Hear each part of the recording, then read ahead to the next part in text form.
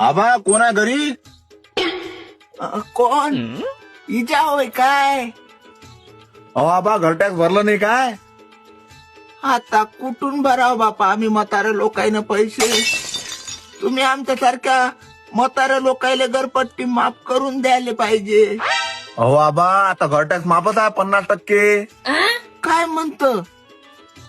आबा चालू वर्ष म्हणजे 2025-26 मधलं पूर्ण घर टॅक्स तुम्हाला भरावं लागते. आणि त्या अगोदरच्या वर्षातलं जेवढे तुमचं घर टॅक्स आहे त्यात तुम्हाला 50% सूट आहे.